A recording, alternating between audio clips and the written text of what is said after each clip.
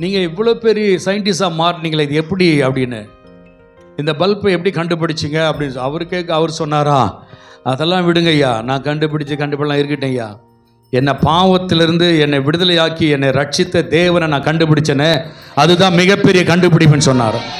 அல்லேலூயா. அப்போது நமக்கு வந்த மேன்மை உயர்வுகள்லாம் கர்த்தரிடத்துல தான் வந்தது. ஆமென். ஒரு நாளும் பெருமை பாராட்டவே கூட. உங்கள் வீட்டில் யாராவது நான் வாங்கின ஃபேனு, நான் வாங்கின ஃப்ரிட்ஜ் இருந்தீங்கன்னா இன்னையோட மாற்றிக்கணும். அல்லேலூயா. சில கணவன் மனைவி சண்டைகள்லாம் பார்த்துருக்குறேன். என்கிட்டே வந்து சொல்லுவாங்க, ஐயா நான் வாங்கி போட்டேன் ஐயா, வாஷிங் மிஷின் நான் போட்டேன் ஐயா, இந்த ஆள் என்னத்தையா பண்ணான். யோசித்து பாருங்கள், நான் சொன்னீங்கன்னா பிசாசு இன்னும் தலைவிரிச்சு ஆடுவான் அவங்க குடும்பத்தில். அல்லேலூயா. உங்கள் மூலமாக வந்ததுன்னா கர்த்தர் உங்களை கிருபை பாராட்டிருக்கிறார். இது கர்த்தர் கொடுத்தாருயான்னு சொல்லி பாருங்க, இன்னும் ஆசீர்வாதம்லாம் வரும். உங்கள் வீட்டில் நன்மை கிருபை தொடரும். ஆஸ்தியும் ஐஸ்வர்யம் அவங்க வீட்டுக்குள்ள இருக்கு. 112 சங்கீதத்தில் சொல்லப்பட்டிருக்கிறது. அல்லேலூயா.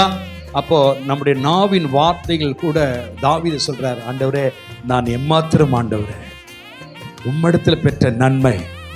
ஆமென். பவுல் சொல்றாரு, பெருமை பாராட்டுறதுக்கு இடமே இல்லை. கம்மாலியின் பாதத்தில் படித்தவர், துறைமுகமே அவருக்கு சொந்தமானது. ஆனால் லாபமான அனைத்தையும் நஷ்டம் என்று. அப்போ ஆண்டவருக்காக பிரகாசிக்க வேண்டிய